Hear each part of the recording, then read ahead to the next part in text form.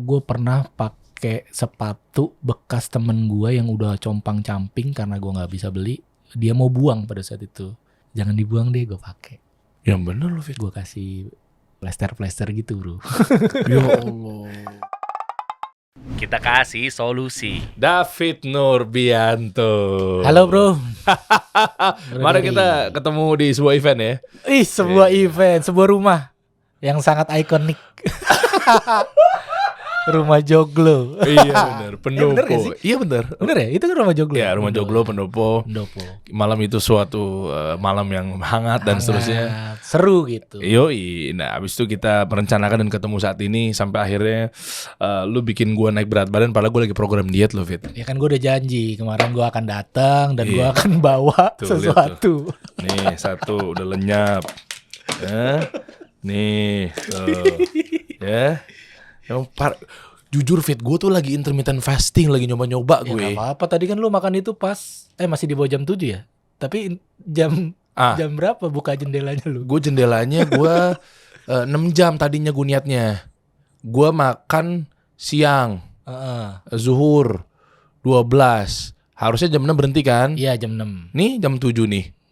Ya udah gak apa-apa. Lu rese. Gak apa-apa. Sekarang cheating kali ya, udah Sehari kali ya. aja. Wah, gila, Alasan orang diet kan gitu. parah. Sehari aja, hari ini aja. Gue selalu kayak gitu tuh. Iya lagi. Susah banget. Saya udah kurusan loh Dim. Perhatiin dari video-video saya. Pokoknya kalau saya naik lagi, bini gue komplain nih dia nih ya orangnya. Ya kamu gendut banget sekarang. Sakit gue digituin mulu sama bini gue. Anak gue udah botak, gendut. Kurang ajar ya.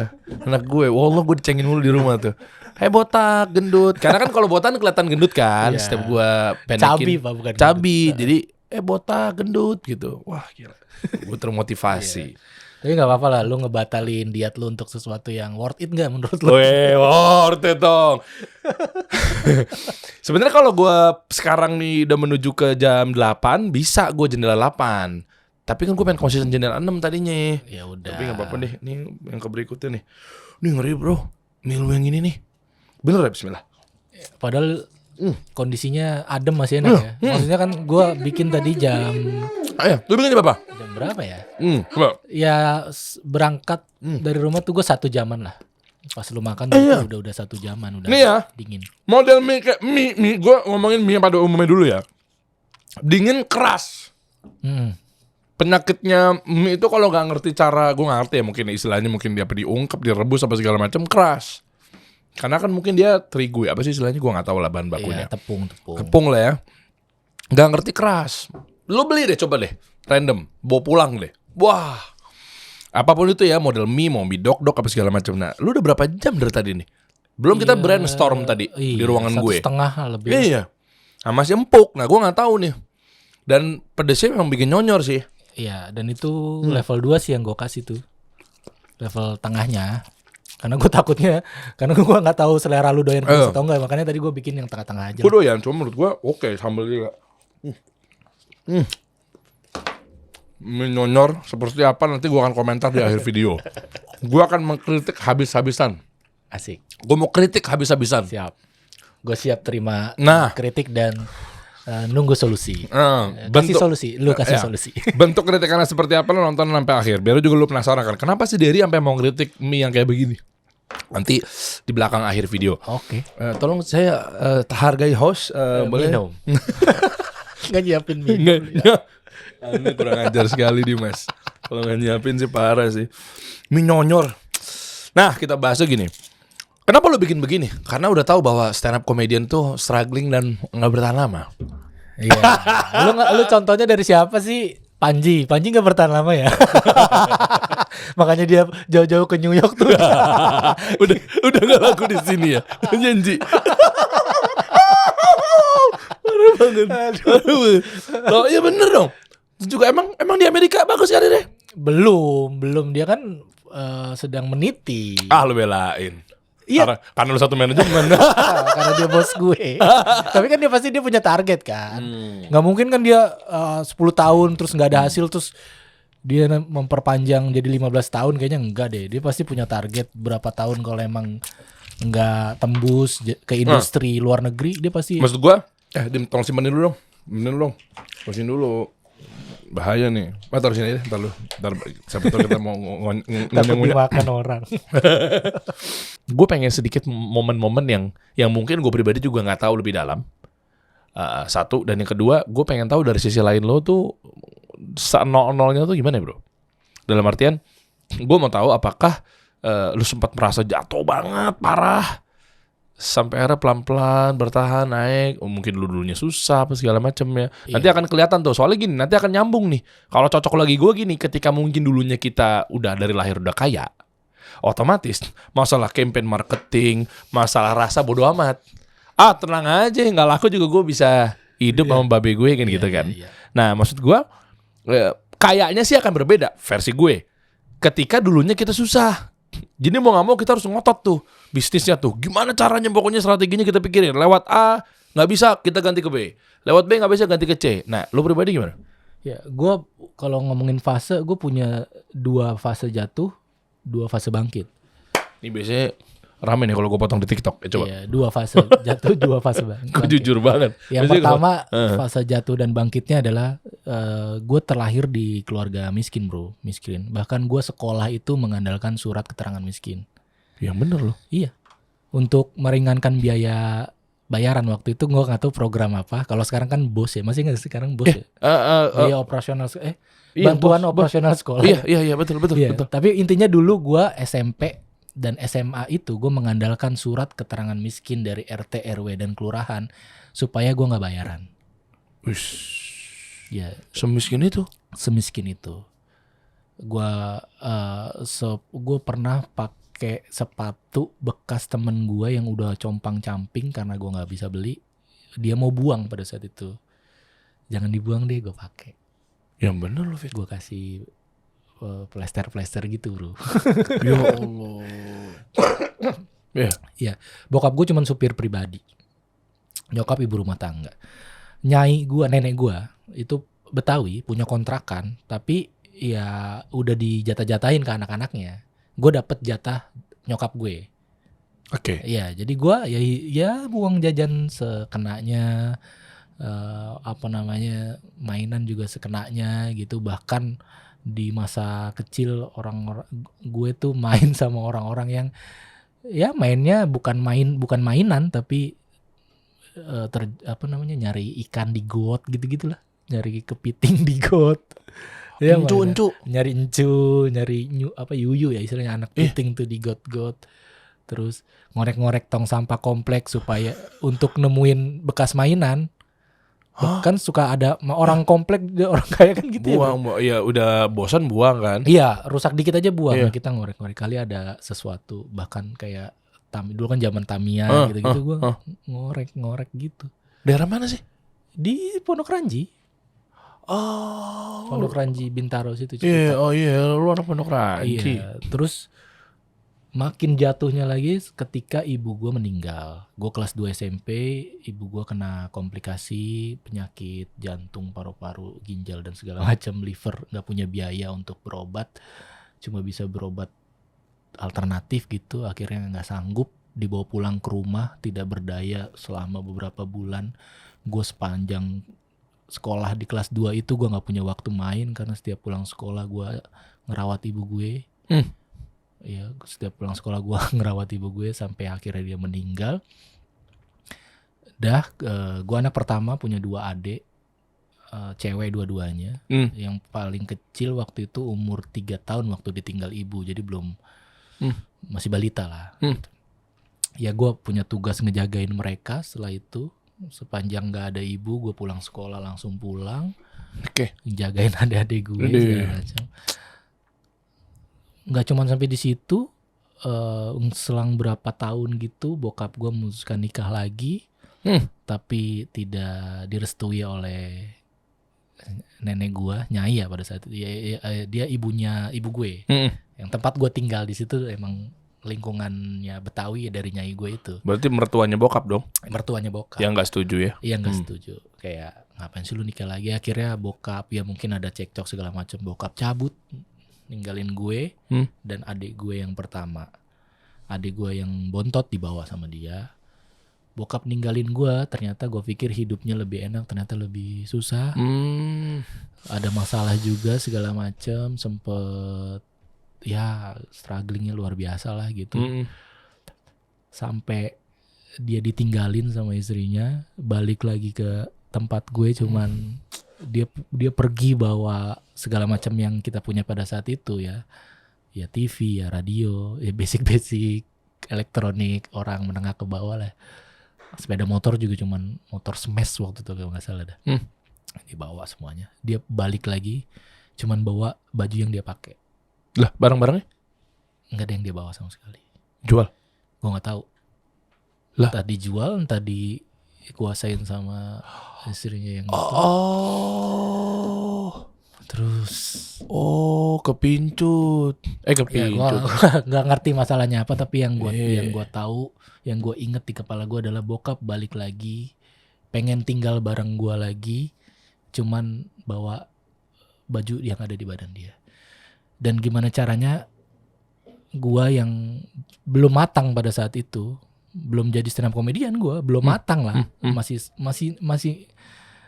orang biasa gitu, terlibat dalam konflik yang luar biasa. Karena kan ya gimana ceritanya gue bisa nerima bokap, tapi gue tinggal bareng nyai yang sebel sama bokap. Gimana caranya gue meyakinkan nyai gue untuk bokap boleh tinggal lagi bareng gue atau enggak. Oh iya, untuk yang kedua kalinya tuh berarti tuh. Sementara ya gue gak mau mutus silaturahmi.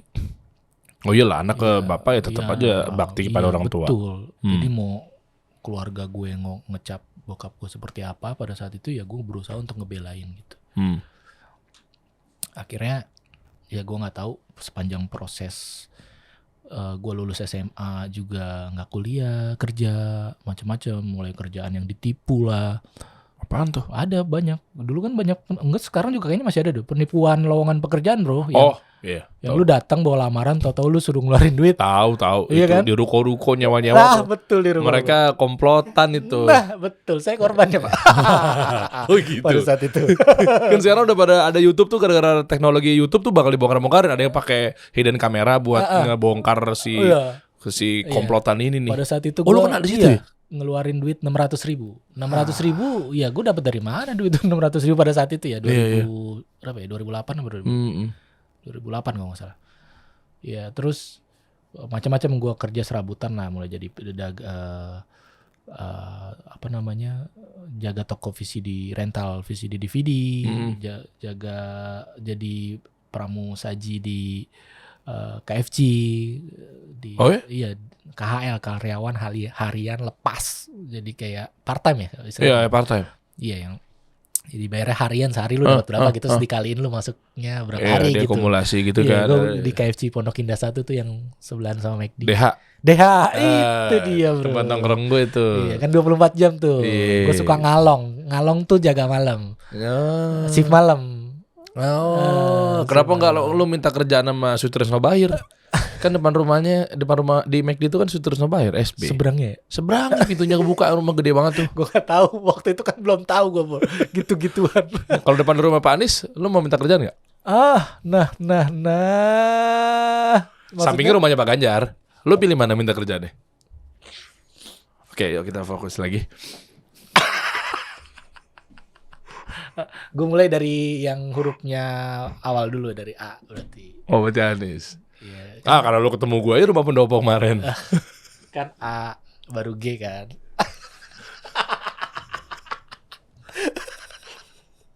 Baru P. Oh baru P. Zero abjad ya? Iya, G, baru P. Oh, kalah lagi dong.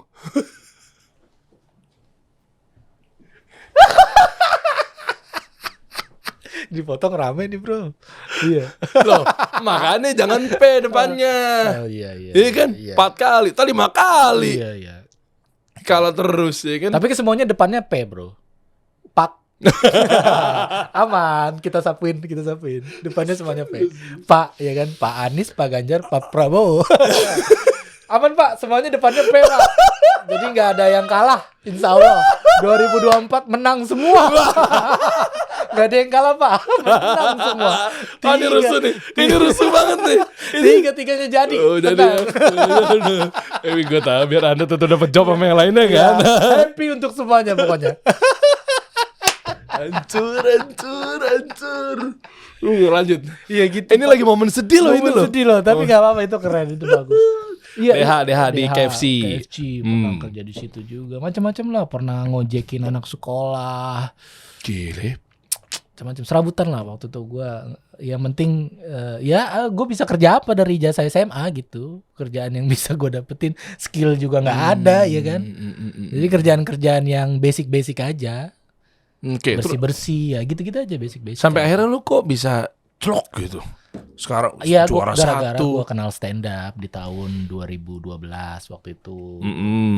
Gue kenal stand up, terus gue alhamdulillah dapet jackpotnya, dapet rezekinya di situ. Gue juga bingung kenapa ke situ gitu ya. Mungkin Allah membukakan jalan yang nggak kita duga-duga kan. Dan akhirnya udah bisa punya semuanya lah ya. Enggak semuanya sih gue. Tapi udah dapat lah ya, yang Ya, tadinya lu nggak alhamdulillah. pernah dapat kan? Iya betul. Rumah, mobil, Iya, kan? iya. Nah, maksudnya pelajaran yang dipetik di sini berarti tadi kan nyambung tuh, yang tadi sebelum gua ngomong, lu cerita masalah itu kan, artinya kalau dulunya susah, gua nggak tahu deh, apakah relate sama perjuangan bisnis, karir, konten, atau nggak ada hubungannya? Misalnya dulunya memang lahir udah kaya, tapi memang kalau wataknya dia semangat berjuang untuk karir. Ini gue ngomong secara global dulu ya, nggak usah spesifikasi di stand up dulu deh, biar semuanya kena nih merasakan hal yang sama gitu ya. Apakah memang kalau udah kaya, ya udah. Sorry, maksud gue gini, ini gue rapin kalimatnya. Dulunya dia orang susah. Ya. Apapun itu mau dia gapai, mau bisnis atau mau karir, artinya orang yang susah dulunya udah pasti dia akan lebih semangat dan gigih dalam mengejar karirnya. Atau yang dulunya udah kaya, enggak juga, bisa jadi dia udah terlalu santai karena 7 turunan tuh bapaknya nggak habis hartanya. Itu yang dua. Atau yang ketiga, dulunya susah, bisa juga dia jadi malas-malesan karena udah tahu bahwa kayak, lo tau gak sih yang kayak gini? Ya miskin makin miskin, mau ngapain sih, udah ngotot, hidup kita memang begini. Kona aja jadi kayak ya udahlah gue syukurin yang ada. Gue nggak berusaha untuk dapetin yang di luar jangkauan gue. Betul. Gitu ya. Atau yang keempat, ya yang belum apa tuh berarti satu lagi. Dulunya udah emang lahir udah kaya, dia juga gigih. Maksud gue ini kan dinamikanya luar biasa ya. Iya. Ya, gue nggak tahu Ya, apakah. gue sampein yang gue rasain aja. Coba ya. deh, gimana sih? Ya karena tadi yang gue udah cerita, gue hidup gue susah, hidup gue prihatin gitu. Gue ngerasa di kondisi yang alhamdulillah sekarang sudah lebih baik. Gue belum bilang baik banget, tapi alhamdulillah sudah lebih baik. Rasa prihatin gue nggak akan hilang, bro. Jadi karena gue sudah terbiasa hidup prihatin di kondisi yang sekarang sudah lebih baik, gue tuh tidak punya banyak tuntutan akan diri gue. Kayak sesimpel hubungan gue sama istri gue nih di rumah tangga. Gue tidak pernah menuntut istri gue untuk masakin gue makanan-makanan yang sebenarnya bisa gue beli dengan uang gue yang sekarang gitu. Oke. Ya, atau menghadirkan di meja makan entah beli kemana gitu. Gue tidak seperti itu, alhamdulillah. Gue cukup menerima apa aja yang ada di meja makan. Gue makan. Apakah semua yang tadinya susah atau miskin tuh kayak begitu? Harusnya sih ya. Harusnya. Gue nggak ngerti ini masalah karakter, attitude dan tergantung orangnya ya. Tapi yang gue rasain sih harusnya begitu. Karena ya dia udah terbiasa. Ya lu dulu waktu kecil gue pernah makan nasi sama garam doang gitu. Di sekarang di kondisi nasi sama tempe kan itu lebih baik ya. Walaupun ada yang lebih baik lagi kan di atas itu kan. Tapi gue ngerasa ini sudah lebih baik daripada saat itu. Jadi harus gue syukurin. Nah iya tuh. Gitu sih. Jadi makanya dampak atau impactnya lebih berasa kegigihannya kalau lihat yang ke permukaan juga gitu ya. Mau sekarang jadi pejabat atau mau jadi pemimpin negara atau apapun itu, biasanya yang jadi tuh orang-orang yang notabene-nya versi gue ini ya, yang susah misalnya. Karena dia tahu perjuangannya, karena dia bosan miskin, karena dia nggak mau miskin lagi, gitu nggak sih? Ya. Sama satu mungkin yang bisa gue tambahin adalah orang-orang yang pernah susah dulunya, terus tiba-tiba dikasih kesuksesan gitu ya. Gue rasa dia lebih, gue balik lagi ini tergantung orang ya. Tapi yang gue lihat harusnya sih yang terjadi sama gue bro, kayak ya kan alhamdulillah sekarang gue udah entertain ya jatuhnya ya bro, artis lah alhamdulillah gitu ya, seniman lah. Gue nggak mau dibilang artis tapi gue seniman. Biasanya kan seniman tuh punya riders ya bro. Betul lah, iya. Betul ya? Mau makanan, minuman, kendaraan. Riders, iya. Misalnya mau ngundang dia kan? Iya. Tahu nggak riders gue apa? Lu tebak deh. Riders gue kalau ada corporate ngundang gue minta riders apa? Pasti makanan ada tuh. Ya apa kayak dari mulai level yang rotinya, main course-nya, appetizer, minuman, sama ada yang jusnya, mineral. Udah. Ya, bahkan ada yang complicated banget, ada yang kompleks banget tuh sampai nyari brand-brand yang khusus, yang susah didapat, ya kan? Susah didapat tuh, pokoknya. Ya, pokoknya kalau LOB itu, wah nyari di mana nih, pusing. Iya, betul. Yang kalau nggak ada itu dia nggak mood manggung segala macam. Iya, kayak gitu. Kayak gitu kan? Kayak gitu-gitu sama kendaraan ya, mobil-mobil tertentu. Karena mungkin dari mulai level, pokoknya gue Alphard. Atau minimal ya udah deh nggak apa-apa deh, tapi Innova ya, jangan Kijang yang agak pendek. Avanza dan teman-temannya gue pengennya agak panjang. Gitu sih palingan. Tinggal diukur aja mana yang paling mahal, mana yang paling murah. Riders gue teh anget sama tolak angin. Hah? Masa ya? Lah nggak mungkin lah, lu kan teh anget sama tolak angin. Udah. Teh anget makanan apa aja yang ada, gue nggak pernah request minuman, terserah apa aja yang ada, tapi teh anget aja sama tolak angin. Wah keren. Karena bukan keren, karena gue gampang masuk angin. Karena lo bukan, maksud gue bukan ke keren tapi lebih ke kampung kayaknya. Karena dulunya begitu. Gitu. Karena dulunya gitu. Dan gue punya rasa sungkan untuk meminta bro.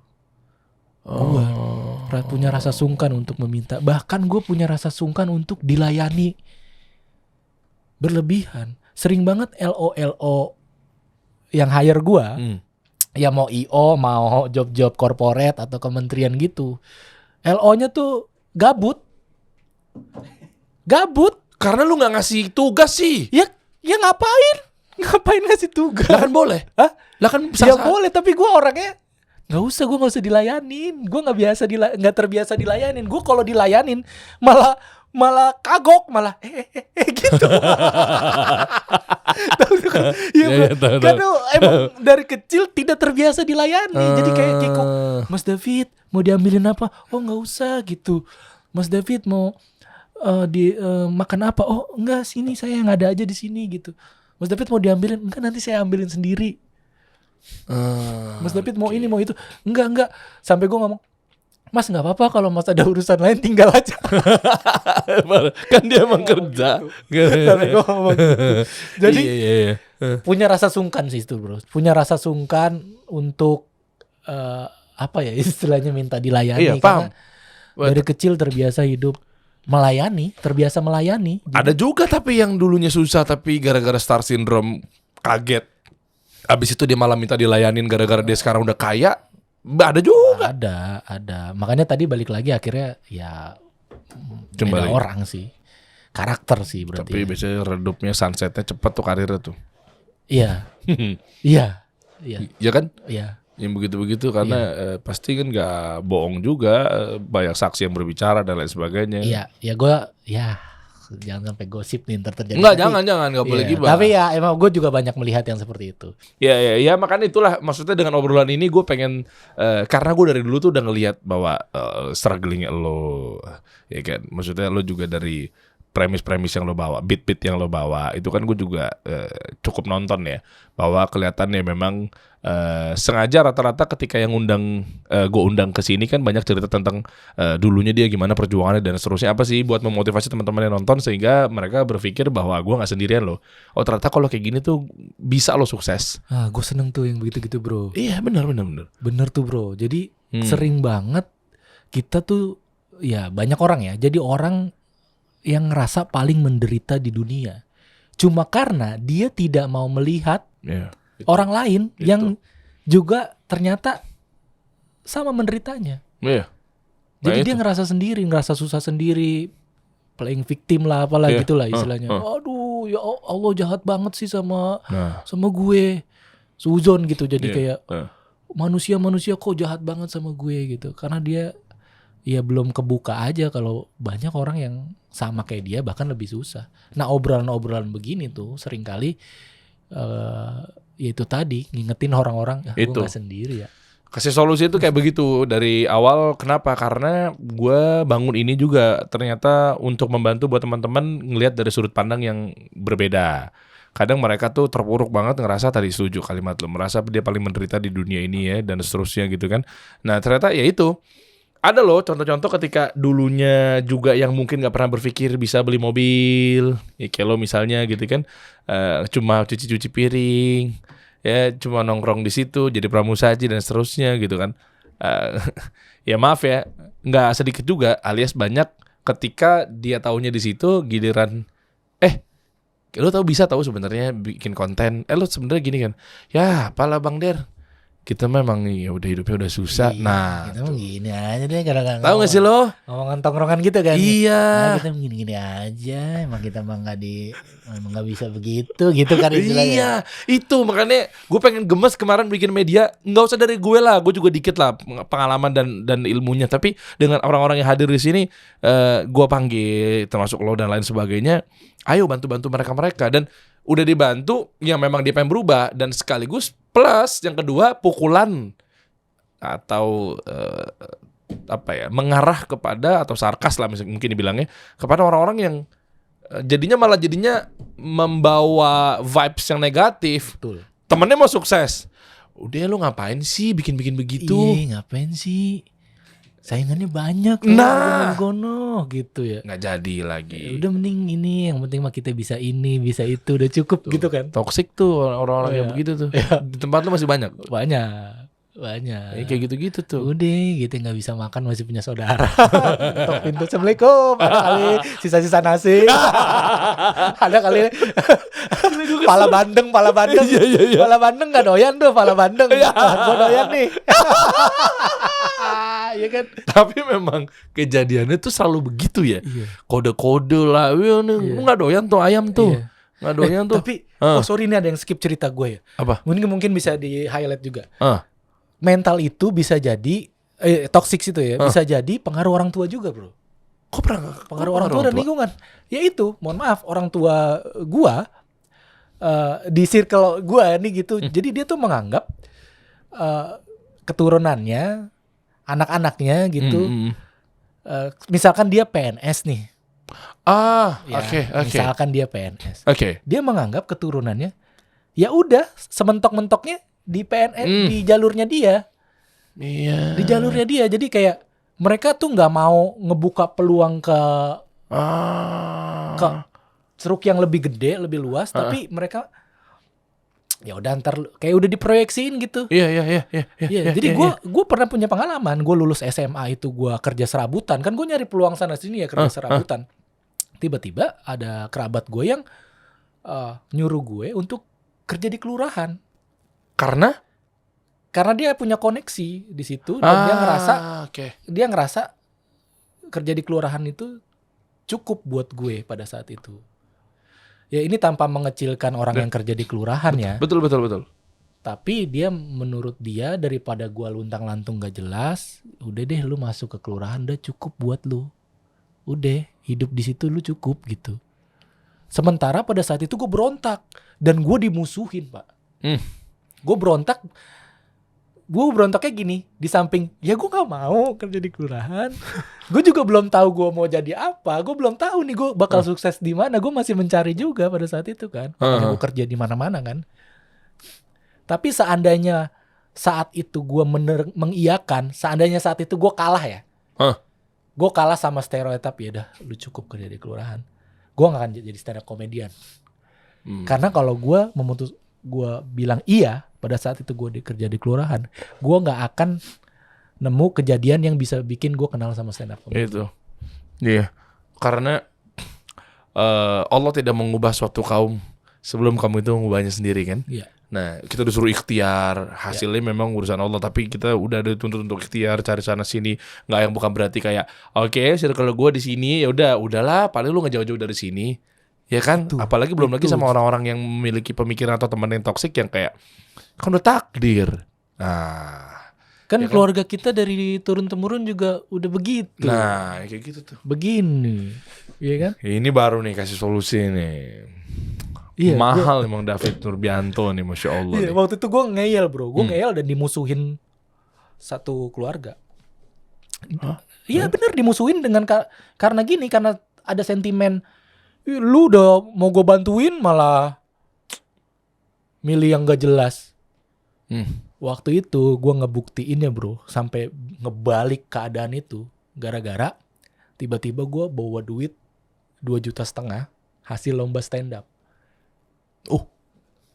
Ke keluarga tuh. Iya, gue bawa ke keluarga gue. Gue kasih nenek gue pada saat itu. Nih, apaan? Hadiah apaan stand up comedy? Gak ada yang tahu stand up comedy itu apaan. Apaan stand up comedy? Ya ini yang selama ini gue ngomongnya Apit ya dulu. Kata sapaan gue di rumah. Ini ini yang selama ini Apit pulang malam, Apit keluar yang dibilang gak jelas itu, luntang lantung, jelas ini hasilnya, hasil pertamanya. Gue bilang. Karena kan waktu itu open mic kan malam terus ya bro. Kadang gue lanjut nongkrong sampai pagi ngobrol-ngobrol komedi buddy gitu sama yang lebih senior.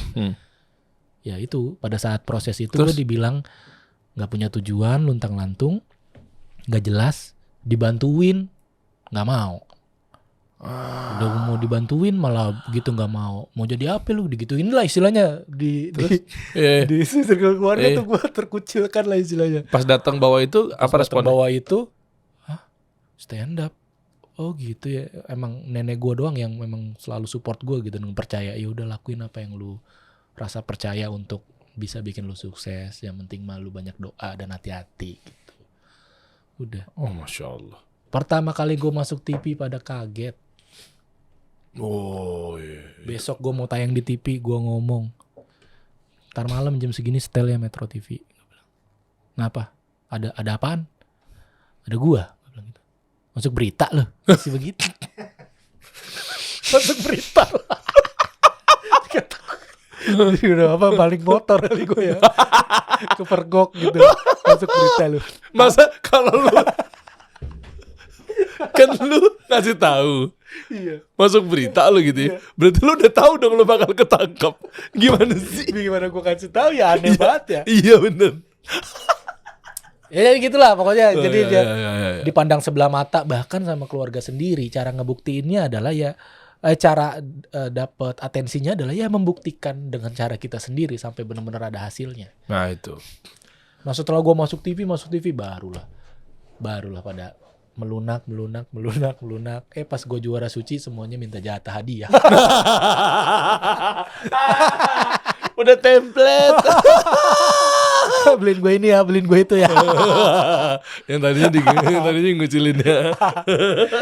Itu selalu begitu ya. Iya tapi ya itu proses sih. Proses satu, dan yang kedua kan karena inilah apa sih yang perlu dipetik. Nah, gue suka nih dari David tadi ada konklusinya nih, Masya Allah. Coba deh teman-teman jangan melihat ya pepatah lama lah. Don't judge book by its cover, ya kan? Jadi lu jangan langsung kelihat bahwa kesana lu tuh kayak luntang lantung nih, nggak ada duitnya nih. Udah sini masuk sini, ini lebih jelas nih, gitu. Ya kan, masuk-masuknya terserah deh. Itu kita nggak lagi bahas itu lah. Gue nggak mau bener tadi, nggak bisa dikucilin, nggak apa-apa. Tapi jangan langsung giliran luntang lantung. Lu nggak pernah lihat nggak sih? Jangan-jangan mungkin luntang lantung itu lagi nyari kerja, lagi nyari peluang, lagi nyari relasi. Oh itu mahal loh itu. Iya. Ya kan dia lagi semangat, dia keluar cari sesuatu, melek udara luar seperti apa. Jangan langsung dijudge, itu sering terjadi soalnya. Iya. Ya bahkan menantu ke mertua, mertua ke menantu, ya kan? Itu sering terjadi tuh. Yang begitu-gitu. Makanya sekarang kita lihat akhirnya dengan perjuangannya seorang David Nurbianto sampai akhirnya menemukan solusi dan lain sebagainya. Dan Masya Allah, ada Minyonyor, Ayah Ikhlas, podcast Senggol Bacot. Bukan bacok ya. Bacot ya. Iya, Orang kan? Betawi kan gitu. Iya bener. Tuh ada juga dagangan Mike. Itu bini lu ya? Bini gue. Bini gue itu maksa naro di bio. Biasa, insecure. Biar Iya, kalau orang punya laki ganteng kan gitu. iya. Iya benar. Nah, Pede banget ya. iya, gue. nah makanya lu 2024 mau ngapain, Fit? Mau tur gue. Ngapain itu? Kok pakai baju begitu? Iya. Lu mau jadi relawan Gua siapa? Sebenarnya itu gue lempar kode, gue pengen nyalek, nggak ada yang ngajak. Masa sih ada yang ngajak? Hah? Masa sih, Fit? Masa sih? Jangan dia beruntung kalau ada yang ngajak gue panik sendiri. Iya. Ya ini gue emang cita-cita gue bro, dari dulu pengen punya show yang bertemakan politik. Karena kan dari awal gue berkarir di stand up tanpa sadar ternyata materi yang gue bawain premisnya tuh seputar sosial politik tanpa sadar ya. Ada autokritik gitu. Oke. Jadi nggak niat kritik tapi ujungnya kritik ternyata gitu loh. Lah kok bisa?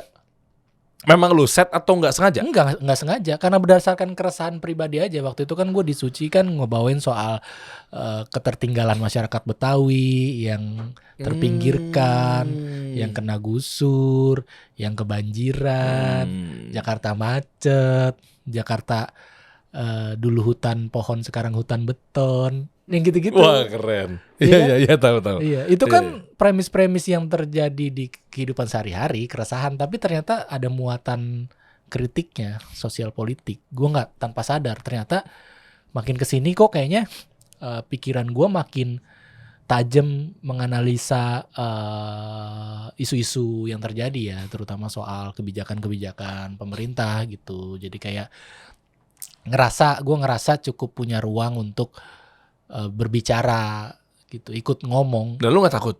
Enggak. Kenapa nggak takut? Ya karena kan gue ngebawain apa yang gue rasain dan banyak orang juga rasain. Oh ngerti gua. Jadi cara lo itu bukan yang kayak maaf ya rusuh kayak orang-orang yang mungkin jadinya berontak dan lain sebagainya. Iya. Tapi cara lo itu memang keresahan mewakili sebagai warga negara, Ya sebagai masyarakat aja yang masyarakat, ikut merasakan. sehingga mungkin dari sebab soal ini misalnya lu bahas banjir, ujung-ujungnya kan orang yang lihat dengan adanya mungkin lu show apa segala macem, taunya oh berarti lu singgung sampah misalnya. Ya kayak misalkan gue punya materi banjir dulu gini. Dulu tuh orang bilang Bang Pitung itu sakti banget. Salah satu kesaktiannya adalah bisa jalan di atas air. Gue bilang Bang Pitung bukan sakti, tapi dia visioner. Kok bisa? Sekarang saban banjir orang Jakarta jalan di air. Oh iya benar. Kita pun juga di air ya. Jadi gitu materi-materi Bagus, soal bagus. gitu. Iya, Jakarta iya. dulu hutan pohon, sekarang hutan beton gitu. Pembangunan mall, apartemen banyak, bahkan banyak yang juga yang merampas ruang hijau. Gitu materi-materi kan seputar itu. Iya, tapi dulu gue nggak sadar itu Iya, betul. sosial politik. Dan lu sadar nggak dengan kayak begini? Nih coba deh teman-teman lihat dari sisi positifnya, ya, bukan sisi yang memang begajulan ya, ngeritik tapi waduh malah jadi memancing ujar kebencian ya kepada pemerintah dan lain sebagainya. Tapi kalau lihat dari sudut yang taunya dengan materi-materi lu menyadarkan ngebenahin itu kan nggak bisa dari atas bro, ngebenahin dari kita sendiri. Banjir misalnya, gue nggak tahu deh, lo setuju apa nggak?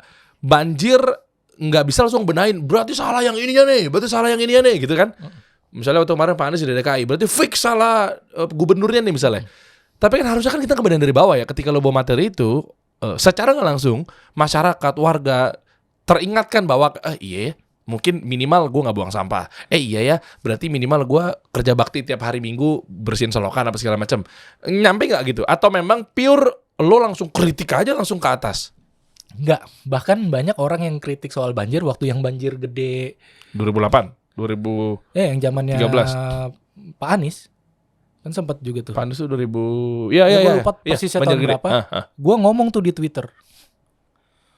Gue malah gue nge-clearin orang-orang yang pada marah-marah dan kritik itu. Gue clearin cuman pakai bukan data ya, gue so pinter. Gue cuman dari literasi yang gue baca. Contohnya dari gimana? Pengetahuan yang gue tahu.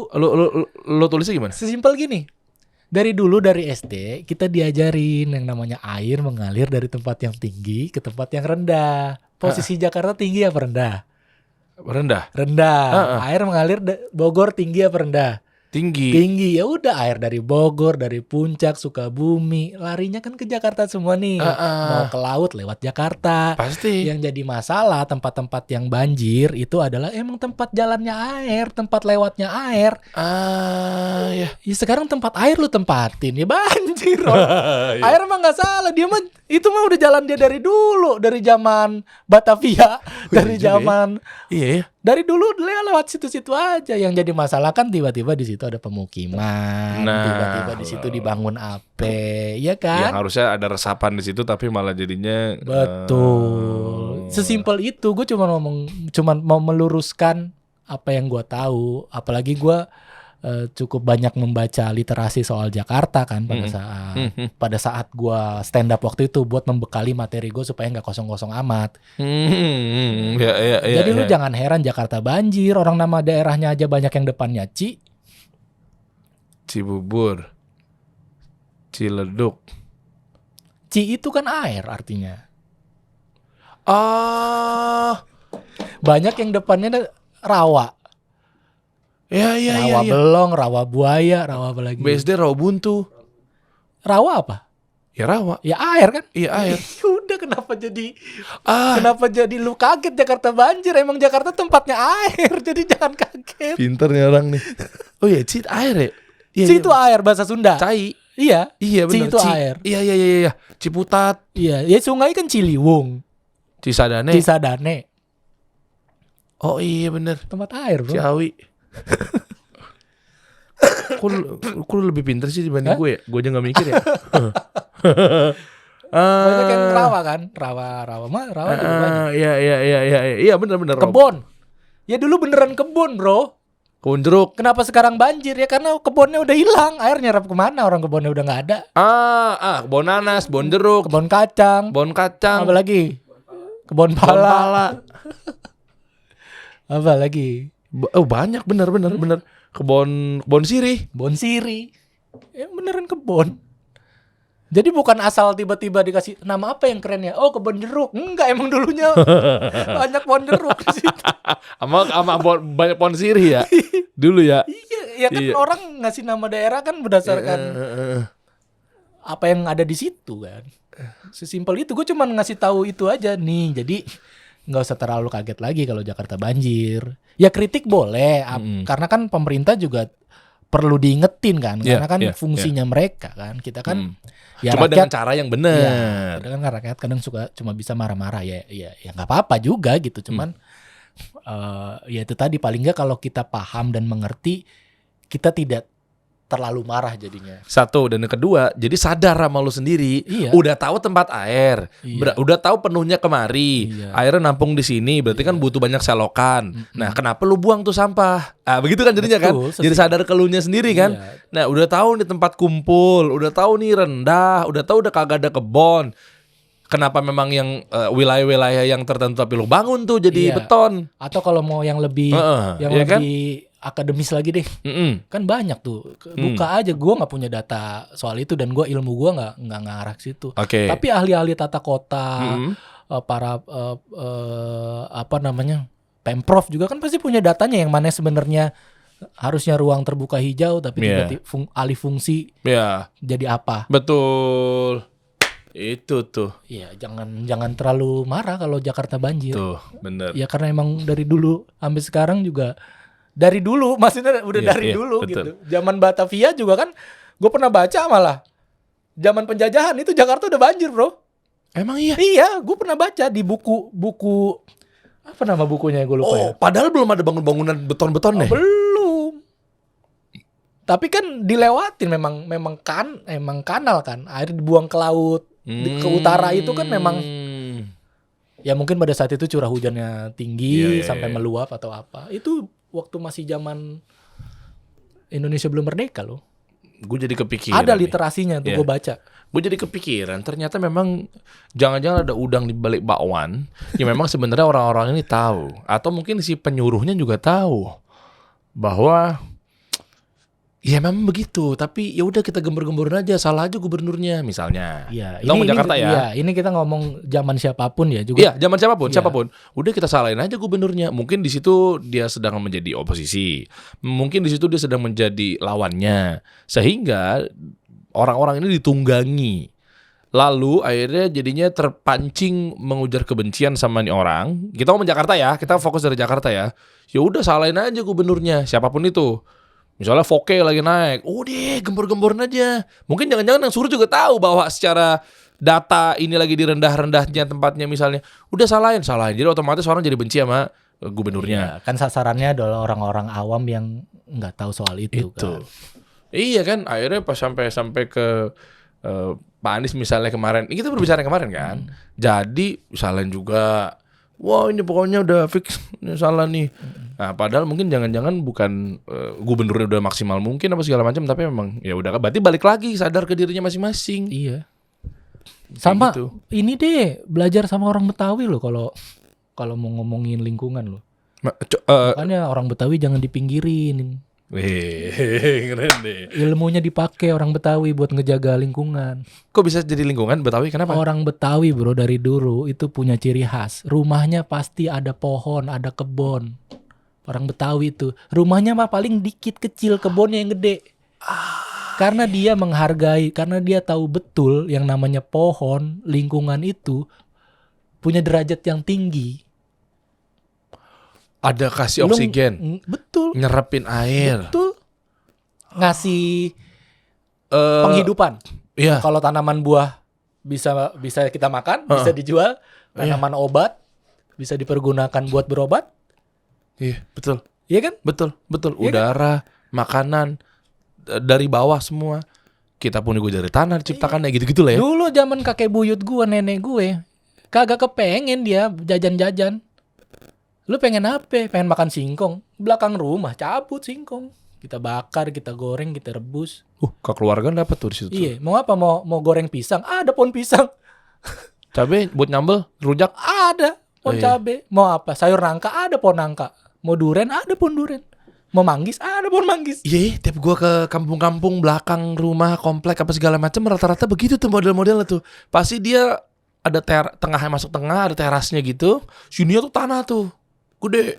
Antara Tamannya. halaman depan dan halaman belakang. Heeh. Atau ada sisi sampingnya juga kadang Oh iya Betawi banget tuh.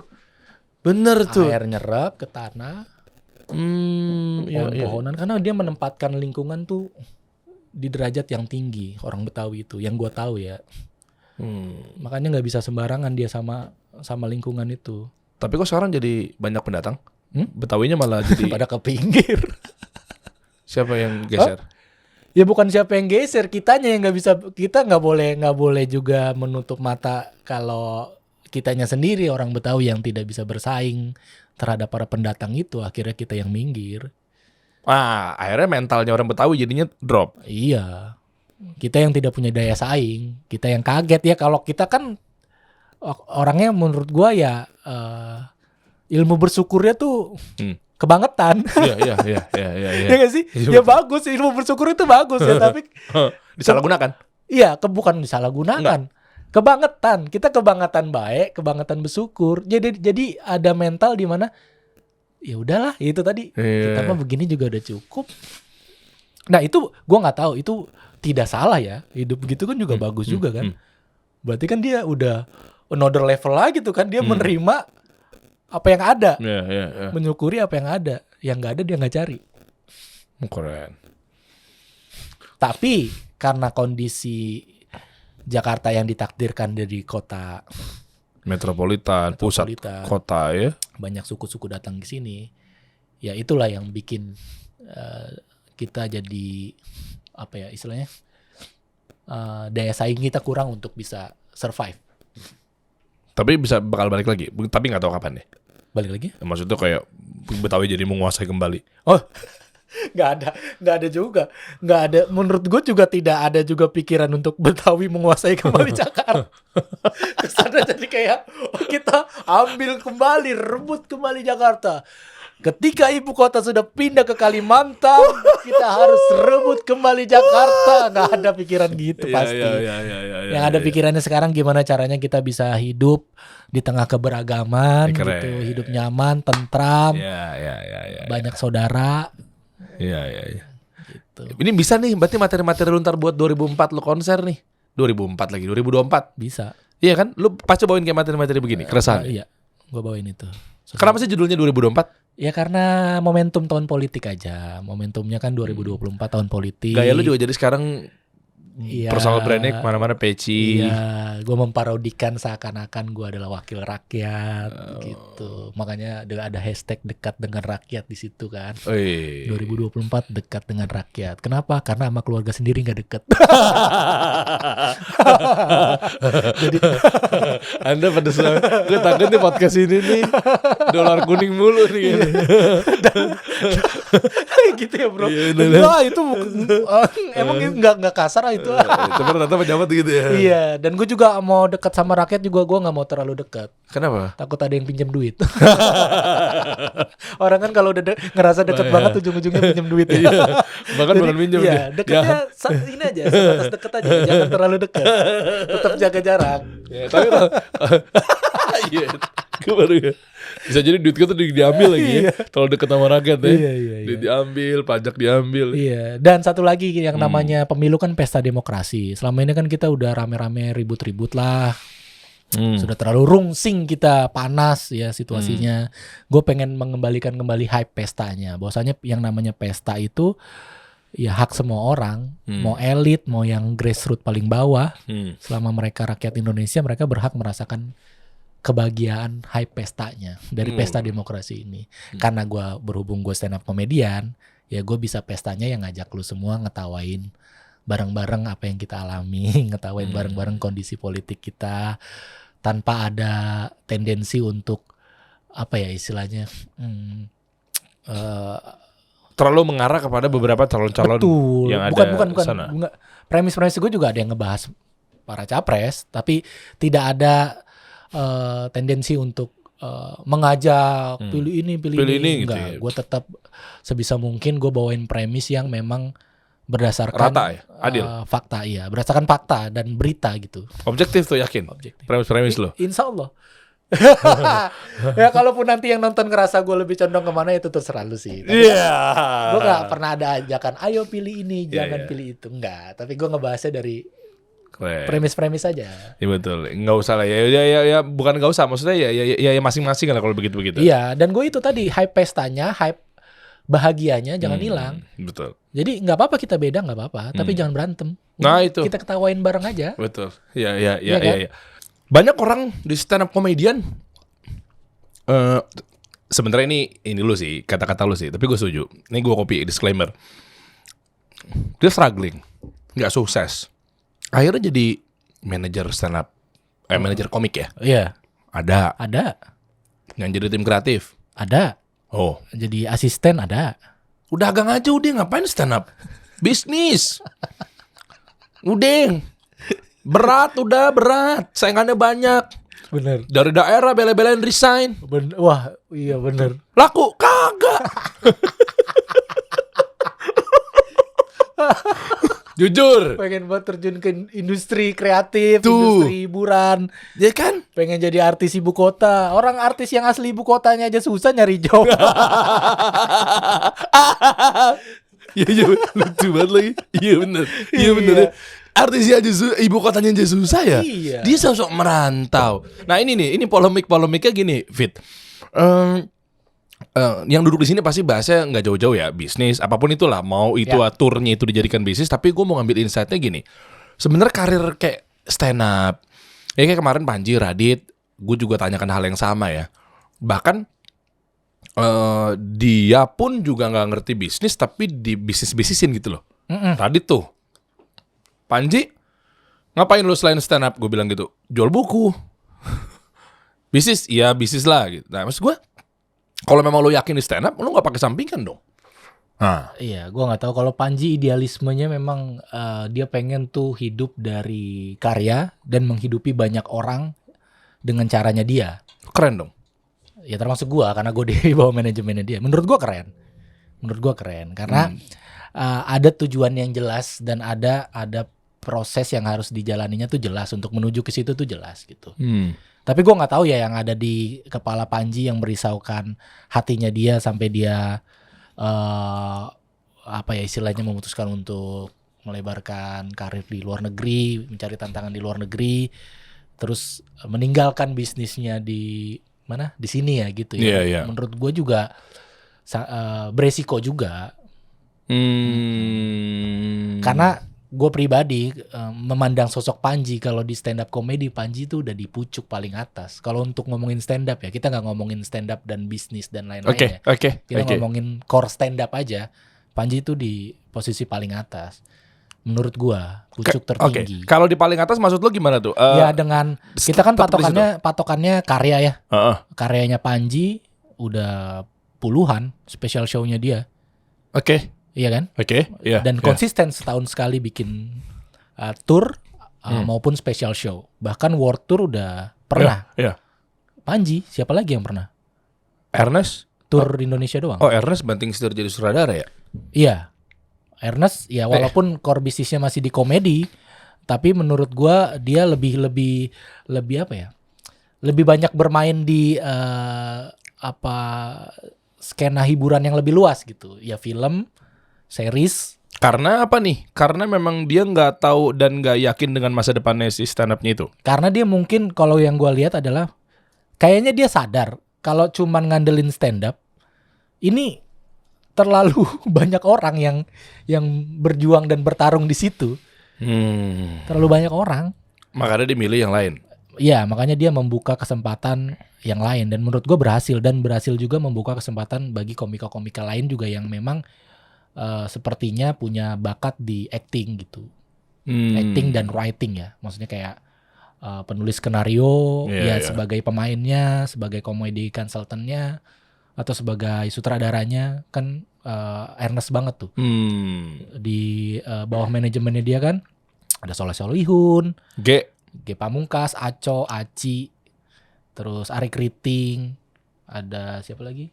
Ardit Erwanda, ada Kristo Immanuel, ada Benedion. Emang Kristo stand up comedian? Enggak, dia kan naik dari impersonator kan, tapi dikasih kesempatan sama Ernest untuk berkarir di film kan. Oke, nah ini kita bahasnya gini aja deh, Fit. Mundur dikit lagi antara karir ya sama bisnis atau dagang. Gue mau bentar bahas mengenai sisi lain lo. Ya memang katanya lo sempat dagang juga, ya kan? Nah, tapi gue mulai dari segini nih, Fit. Kenapa ada dagang? Kalau memang lo yakin di stand up, memang sampingan aja nggak apa-apa fair. Atau memang berbahaya nih kalau gue hanya bergantung pada stand up doang? Iya, karena gue nggak yakin. Lu pribadi apa atas nama stand up comedian nih? Gue pribadi dan gue melihat teman-teman gue yang sudah banyak yang tercebur istilahnya, sudah banyak yang salah langkah, sudah banyak yang mengorbankan banyak hal di stand up comedy tapi akhirnya nggak jadi apa-apa, banyak juga. Jadi gue ngeliat dari situ aja. Bahkan di beat spesial gue yang Ayah Ikhlas volume 2 tuh ada, gue ngomong gini kalau pelawak itu nggak ada pensiunnya. Oke. Kita tuh stand up, kita tuh ngelawak bukan sampai tua, tapi sampai meninggal. Iya nggak? Iya dong. Semua bisa melakukan hal yang sama. Maksudnya bisa ngelawak juga semua orang?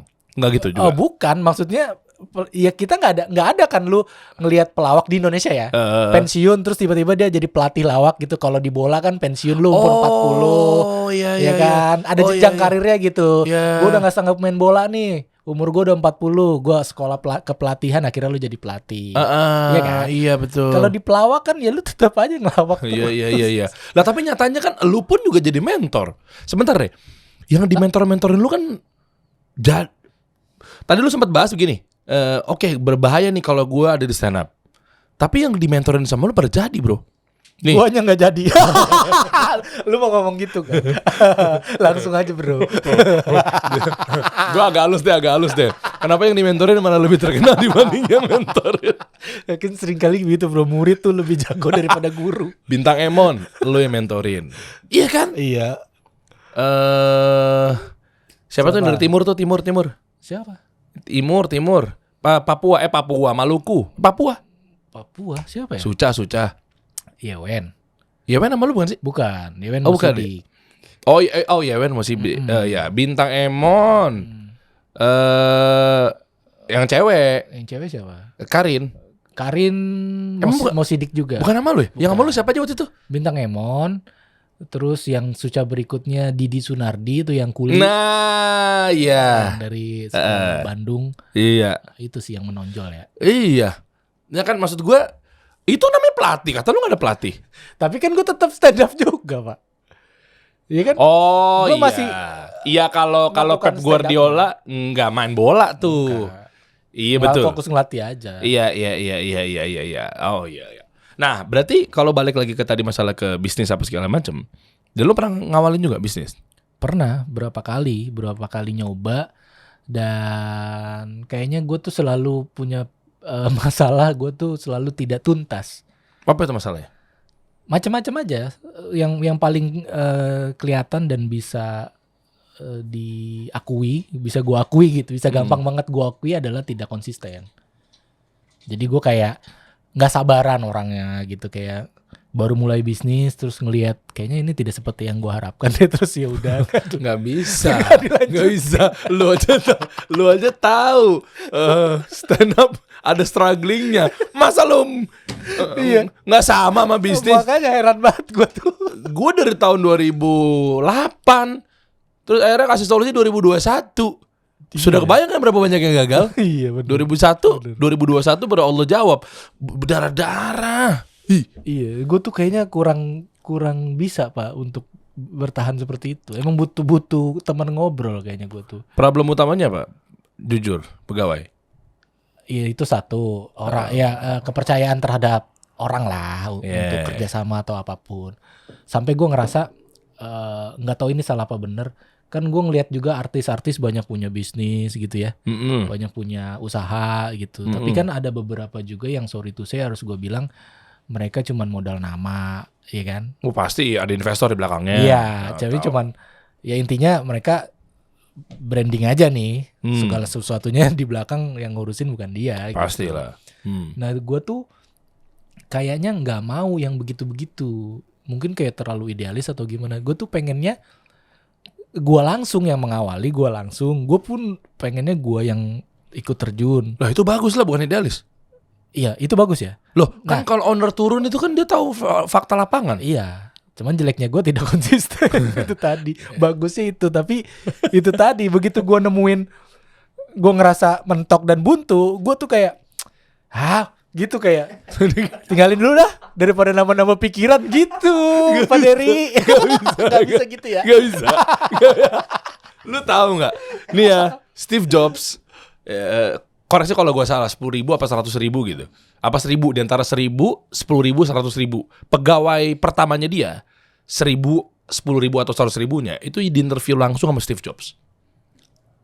Kita mungkin pegawai udah ngerasa kayaknya 80, 100 kayaknya udah banyak nih, gue berhasil nih bawa perusahaan. Besok-besok selain nama HRD tuh. Nah maksudnya apa artinya? Steve Jobs aja masih harus turun langsung dan dia ngecekin bahwa memastikan pegawai-pegawai yang masuk dalam perusahaan itu adalah orang-orang yang kompeten. Tuh Steve Jobs. Iya, dia engage jadi ya, dia engage sama. Iyalah, bayangin. Pegawainya. Iya, kalau nggak salah 10.000 pertama tuh, bayangin bro. Jadi dia masih sampai 10.000 masih dia yang interview. Iya. Karena apa? Memastikan bahwa kayak dia turun langsung. Kalau dipegang sama HRD, jangan-jangan dia nggak tahu kan ada hal-hal yang memang mungkin nggak ketangkep lah kekurangannya apa segala macam ya. Udah turun, oke cut, oke masuk, oke jadi belum perlu difilter banget sehingga perusahaan ini dipastikan untuk jalan lebih mulus gitu ya. Bosen banget tuh Steve Jobs ya. Lihat 10.000 orang pakai hitam putih. Iya benar. Bawa map gitu. Enggak, di Amerika kayaknya nggak gitu deh. Oh enggak ya? Nggak gitu. Beda ya? Emang Beda Indomaret sama di sini ya. Soalnya gue pernah kan dulu ngelamar jadi itu juga. Iya juga ya. Itu pakai hitam putih. Di sana pakai apaan ya? Di Amerika ya. Di balik kayaknya atasannya hitam bawahnya putih. Jelek banget sumpah. Jelek banget. Kebalikannya kan. Kayak gak masuk ya. Atas itu maunya putih. Iya ya, kayak gitu tuh. Bener juga ya. Bosan. Tapi itu kayak gitu. Lu masa begitu, Fit? Iya. Sayang banget. Maksud gue dengan produk yang gue tadi udah makan satu nih, bekas partner gue juga tadi, sisanya dikit-dikit gue juga yang ngabisin. Sama yang ini gue mau lanjutin lagi. Kayak begini kan tinggal dikonsistenin aja. Iya, kayak sekarang nih gue kan udah cerita sama lu. Problemnya adalah kemarin gue udah buka nih. Dulu tuh gue buka pertama kali itu mie nyonyor ini waktu sebelum pandemi. Gue buka baru berjalan 8 bulan. Oke. Iya, berjalan 8 bulan. Lagi struggle-struggle-nya tuh. Itu gue Iyalah. lagi menikmati proses. Kadang rame, kadang sepi gitu. Kadang rame, kadang sepi gitu. Terus tiba-tiba COVID. Nah, COVID yang pertama kali datang itu kan sangat, kita sangat kaget Pak ya. Iyalah. Bingung tuh kita mau ngapain kan. Sangat takut, sangat nggak tahu mau ngapain, belum punya solusi.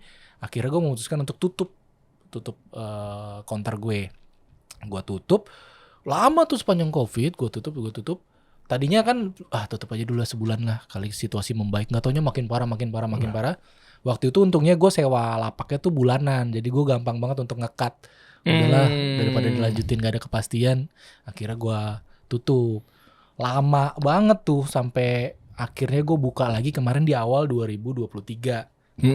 Pindah lapak lagi, dapat seberang komplek gitu, baru berjalan berapa nih ya? Belum ada 6 bulan, Lebaran kan. Iya. Dapat karyawan, Lebaran, karyawan pulang kampung, nggak balik lagi. Ya bener ketebak, pasti Iya. gak jauh-jauh tuh Pak, emang. WhatsApp Pak, maaf ya Pak, gitu. Ya. Saya nggak balik gitu. Nah terus harusnya kan ya udah langsung gue cari karyawan kan gitu. Terus akhirnya gue punya trust issue itu tadi Pak. Karena mungkin trust isunya adalah ya sorry to say, karyawan dari orang jauh gitu. Konsekuensinya adalah itu tadi, kalau ada masalah apa pulang kampung dikhawatirkan nggak balik lagi. Tapi gue punya trust issue kalau kita pakai karyawan lokal gitu yang notabene-nya Akamsi ya. Iya. Gue bisa bilang karena gue juga masuknya Akamsi karena gue lahir dan besar di sini gitu. Iya, Jadi iya. kategorinya Akamsi. Iya. Gue tahu banget etos kerjanya nggak oke. Ini nih. Banyak yang nggak oke, ya nggak semuanya ya, tapi beberapa bisa dilihat lah dari tetangga atau lu punya kenalan yang memang Akamsi gitu, tapi ya punya kerjaan tapi etos kerjanya tidak sebaik orang yang pendatang. Itu. Ini kita bahas ya isunya UMKM. Kenapa ya? Justru gue nanya beneran. Itu rata-rata tuh Akamsi tuh gitu, kenapa ya? Lu Males. punya pengalaman? Oh sangat. Berarti gue ngomong berdasarkan sentimen gue ya. Waduh. Ini relate nih, ada orang yang ngerasain juga. Aduh, dagang martabak 5 gerobak 5 cabang lah ya, tiap titik. Wah. Capek ngadepin orang-orang. Gue bilang oknum lah, biar nggak. Iya, oknum. Iya. Ih, ngeri. Main itulah, main bahan baku lah, Ya. laporan. Aduh. Ya, kalaupun tidak sejauh itu dan separah itu, kita ngomongin masalah disiplin aja dah. Itu dulu yang paling basic. Buka jam sekian, kan gue pakai Gojek ya, GoFood kan. Tiba-tiba ada telepon tuh ke guanya. Karena belum buka ya mas, soalnya udah ada yang order. Gue lupa waktu itu lupa nutup atau gimana, kan kalau GoFood kan bisa Iya, disetting harus tuh. disetting Nah, gue tuh lupa dari semalamnya apa gimana, order masuk. Nggak enak banget gue tuh, terakhirnya jadi jelek. Terus, masa sih? Udah buka kok. Waktu itu gue buka tiap martabak tuh jam 3 sore. Ya. Datang jam 3. Kok nggak ada gini-gini? Udah. Kebetulan gue lagi mau ke outlet. Nah, nggak jauh dari situ ada kontrakan. Wah, feeling gue gak enak. Gue lewatin ke outletnya, bener belum buka. Oke, kesel nih gue nih. Gue ke kos-kosan. Set. Alhamdulillah tuh. Lagi main handphone. Oh, keren lagi bolak-balik martabak di situ, Pak. Nggak ada. Pemanasan, Pak. Nggak ada. Ngeboro-boro. Kirain gitu. Rebahan handphonean. Ada main Mobile Legend. Wah, keren. Kalau dia rebahan sambil nonton YouTube gimana tata cara bikin martabak yang Enggak oke, juga, Fit. Enggak juga. kita masih bisa maklumi ya. Enggak Oh, juga ini orang tapi enggak. mau menimba ilmu. Oh, enggak boro-boro. Maaf ya kali lo nonton begituan. Lo cuma mikirin duit lo sendiri. Iya kadang oknum. Itu kayak gitu-gitu tuh maksud gua. Wah gila. Kenapa ya? Kekecilan. Mereka tuh, gue pernah sharing juga sama teman-teman pengusaha. Katanya mereka pengen cepet kaya. Bukan pengen cepet. Enggak, maksudnya dia gak mau nikmatin proses tiap bulan gaji segitu. Maaf ya. Iya. Habis itu kayak ngapain sih kita juga dapat segini dia yang kaya. Misalnya begitu. Oke. Iya. Nggak tahu. Tuh lu setuju gak? Masuk akal juga sih. Masuk akal juga. Artinya di mental kan itu kan. Iya, di mental kan. Iya. Masuknya mental. Mental yang ya sebenarnya mental pekerja aja, pekerja yang ya udah gue kerja gajian udah sebatas itu. Nah, itu tidak ada apa ya rasa gue pengen ikut mengembangkan, gue pengen ikut dapet sesuatu dari sini gitu. Ya kita kan nggak ngomong semua ya. Oknum, enggak. Tapi banyak. Gimana dong? Oknum tapi banyak. Nah, makanya lu akhirnya jadi balik lagi. Karena lu gak percaya ini bisnis ini bisa sebenarnya jalan kalau ditekunin, tapi jadinya lu tinggalin, lu stand up lagi. Iya, kalau stand up terus sebenarnya Pak. Gue sepanjang waktu kemarin masih buka juga gue sepanjang kalau lagi ada job ya gue ngejob, kalau lagi kosong ya gue nongkrong di warung gitu. Nongkrong di warung? Iya, nongkrongin mereka pada kerja. Oh, warung ini, warung Iya, makannya. warung mie ini. Iya. Jadi tuh gue juga tipe orang yang nggak bisa ninggal gitu. Kalau gue lagi kosong nih, misalkan gue udah percaya aja lah, gue nyantai gitu di rumah, mereka gue lepas sendiri, nggak bisa gue. Tapi itu semuanya ngelakuin kayak gitu nggak si komika ini yang punya sampingan? Apa memang rata-rata gara-gara dia sibuk di tour misal atau mungkin stage ke stage, akhirnya yang pada punya sampingan bisnis atau gimana lah, akhirnya juga terbengkalai? Banyak yang terbengkalai. Ada beberapa orang gue nggak usah sebut nama ya, tapi gue cukup jadi saksi ada beberapa komika yang jatuhnya udah jadi komika nasional ya, yang udah warawiri di industri TV gitu lah, udah lumayan lah secara nama gitu, buka beberapa bisnis dan nggak jalan. Iya, ada yang kopi macam-macam, ada yang cuci sepatu macam-macam. Nggak jalan gitu, nggak sustain, nggak lanjut. Nah, jangan-jangan gara-gara itu juga kali ya, bahwa kayak udahlah gue gak usah bisnis aja deh. Dan gue pikir nama-nama besar itu bisa menjadikan privilege ke konsumen, gak juga ya? Enggak juga. Awal-awal doang kayaknya sih. Enggak ya? Awal-awal mungkin ya. Awal-awal mungkin untuk naikin exposure gitu ya. Di awal-awal branding, maksudnya di awal-awal launching gitu. Iya. Habis itu udah enggak. Opening, tapi untuk ngejaga konsistensinya kayaknya enggak deh. Kayaknya orang kita kan apalagi di kuliner ya, dia kayaknya rasa sama experience. Nah, itu yang bikin mereka balik lagi kan itu. Kalau untuk ya sorry tuh saya banyak artis juga kan buka bisnis kuliner yang beberapa nggak bertahan lama gitu. Cuma karena penasaran, ininya si ini. Nah, menurut lo gimana? Berarti balik lagi ke fundamental si bisnis berarti ya? Iya, balik lagi. Apalagi kalau urusan kuliner berarti kan urusan lidah itu. Selera orang. Semua juga bikin produk juga, semua juga ngurusin lidah juga. Tapi bener. Apalagi berarti kan harus ada sesuatu yang beda dong dibanding hanya memikirkan rasanya. Harusnya gitu dong. Iya. Karena semua juga pasti mencoba untuk yang berusaha untuk lebih enak kan. Tapi gue punya concern tuh sama sesuatu yang beda. Entah kenapa kita dari kapan ya, kita tuh dari zaman kapan sih kita tuh selalu bikin yang beda. Bahkan di stand up comedy aja, Radit itu waktu ngasih kelas pertama itu dia ngomong, Radit atau Panji? Panji ngomong sedikit lebih beda, lebih baik daripada sedikit lebih baik. Panji ya? Panji. Iya, jadi kalau lu nggak bisa lebih baik, ya lu beda. Paling nggak lu beda gitu. Di bisnis juga gitu kan? Iyalah. Beda, makanya kan kita sekarang banyak nemuin makanan-makanan aneh kan? Iya betul. Iya kan? Baru viral ini campur ini diginiin, itu digituin, gitu kan? Iya kan? Iya. Iya kan? Iya betul. Serba kekinian lah, pakai bahasa serba kekinian. Padahal menurut gue, ini pandangan gue bukan sebagai pelaku ya, tapi sebagai konsumen. Gue kan suka kulineran juga Pak, gue doyan makan juga gitu. Menurut gue, sebenarnya bukan bedanya, tapi rasanya.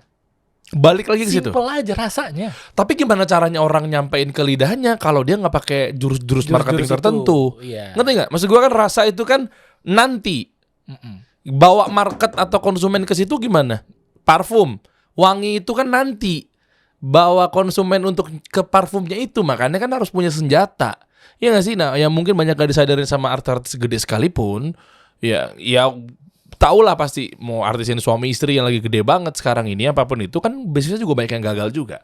Nah, karena mungkin narasinya. Iya, mungkin strateginya marketingnya oke, tapi kualitas produknya kurang oke. Bisa atau dibalikan. Oh. Marketingnya nggak oke, tapi sementara produknya oke. Nah, ya kalau bisa marketingnya oke, produknya oke. Iya, dua-duanya ya. Nah, itu yang jadi PR. Ya. Nih, Lebih- buat teman-teman ya. Tadi kan di awal gue bilang gue akan kritik pedas. Gue mau kritik. Kenapa? Salah banget gue. Kenapa gue baru tahu ya kalau ternyata ada mie seenak ini ya? Iya. Yes.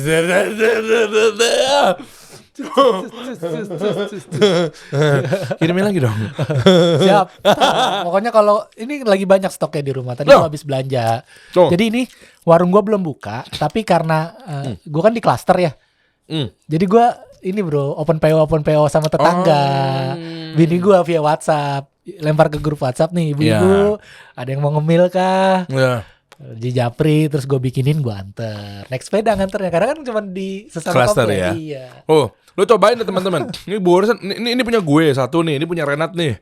Ya, kita udah nikmatin. Ini gue bahkan kloter kedua. Artinya, kalau mau tahu lebih lanjut, lu cobain mie nyonyor. Ada level-levelan. Coba buka klik deh di bio-nya David tuh. Mie nyonyor _ Bang David. Tuh. Yang masak lu, sama bini lu. Enak bro, Iya gue enak bro. yang masak. Dan itu gue bilang, udah kena AC. Bener, Udah sumpah. dingin ya? Ya makanya. Udah dingin. Gimana jelasin ya? Lu tahu kan kalau mie itu terutama Mie ayam aja deh, mie ayam aja kalau udah dingin kan mie ayam udah melar. dingin tuh pasti udah melar, keras, susah diangkat. Tuh, Udah anyep lah istilahnya kalau masih orang Betawi. lembut. Gua gak ngerti deh gimana cara si mie-nya ini bisa bekerja dengan baik. Nah ini ya. Ya, ini Oh sih, lu di ini- Kedaung ya? Iya, ini penampakan. Nah, ini penampakan warung gue bro. Jadi emang gue pakai kontainer boot gitu, terus ada lapak, gue kasihin kanopi. Ya udah gini aja, pinggir jalan. Daripada nyinyir mending nyonyor. Bener juga.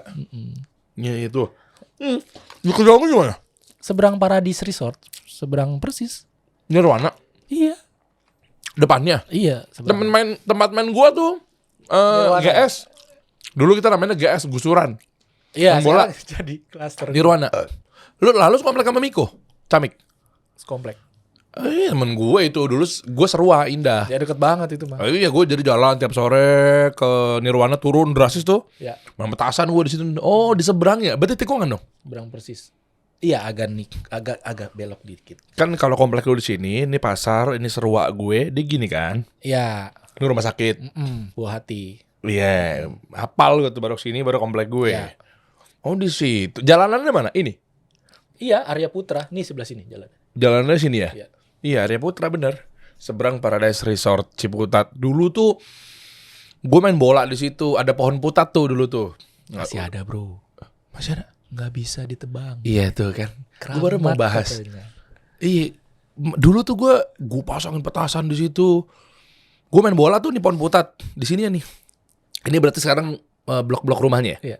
Kan turunan, bundaran kanan gue ke arah pohon putat. Iya. Bener kan? Iya. Lu di mana? Gue ke kiri. Lu kiri. Bisa ke kuburan dong Iya. naiknya. Iya, karena kan tapi Kuburan dipagar Sasak. kan itu. Iya, Iya kan? gue kiri. Gue turun main bola tuh. Banyak lapangan-lapangan tuh tadi tuh kan komplek nggak jadi tuh tadinya. Iya. Pas turun di sini bisa, di sini bisa. Nah, gue kalau udah nggak kedapatan tempat sama kampungan-kampungan di situ, gue ke kanan dekat pohon putat. Udah nggak enak tuh main di situ tuh. Gimana gitu hawanya tuh? Jadi, ya gitulah. Masih ada. Masih ada pohon putatnya? Iya. Di ujung kan rawa-rawa tadi tuh. Gue nyari ikan sepat. Masih ada. Pohon Cuma putat. dipindahin. Kok bisa dipindahin? Lokasinya dipindahin. Jadi ke Ke belakang. belakangnya kemana? Belakang sono. Berarti gue turun ke bawah, Turun ke bawah, kanan. Iya, turun ke bawah kanan, lurus mentok di situ. Emang di situ juga dulu. Di situ juga. Turun kanan Iya. kan? Sebelah kanan kan? Pohon putatnya sebelah kiri. Enggak, ini terus bro sampai mentok. Oh, yang turun ke atas lagi. Iya, sampai mentok. Dulu kan lu Coba yang- dipindahinnya dari mana ke mana? Bentar ya teman-teman, gue lagi ngobrol internal dulu bentar ya. Dari mana ke mana pindahinnya? Darinya ke mana? gue nggak tahu dari mana. Tapi yang gue dengar kabar itu hasil pindahan. Jadi emang nggak boleh ditebang. Negosiasinya sama ya entahlah Ya tahu, oke. sama orang Ya. ketua situ, negosiasinya nggak boleh ditebang, bolehnya dipindahin. Gue mau lihat dong ntar kapan-kapan jadi kemana tuh Main ke pindahinnya? rumah gua anterin, masih ada pohonnya. Iya. Masih ada itu asal mula nama Ciputat itu karena pohon itu. Iya Jadi benar. beneran emang Pohon pohon putat. putat. Asal mula itu dari kompleknya dia. Makanya gue sampai apal, gue nggak janjian kan ngobrol sama lu kan pohon putat tuh. Dulu karena itu pohonnya Legend kan? legend udah kayak gitu deh, angker dah tuh. Iya. Ya kan di situ. Oh iya, ntar gue mainnya. Masih di situ. ada pohonnya, Masih ada bro. ya. Masih berdiri. Masuk gak sih Google Map masuk gak ke dalam bawah situ? Masuk. Google Map Masuk. ke bawah dicemplungin itu bisa Street View Google Map ke dalam Iya, ke dalam klaster gua kan? Iya. Bisa. Kelihatan pohonnya. Wah, gua nggak tahu kalau kelihatan. Oh iya.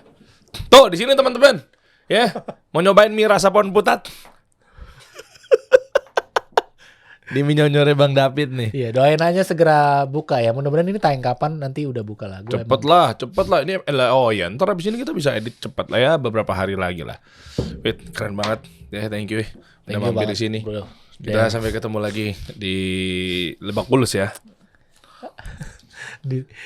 Ditambahin. Emang masih di situ aja. Siapa tahu di tempat lain nanti, Bro. Siapa tahu ada deklarasi. Kita kasih solusi.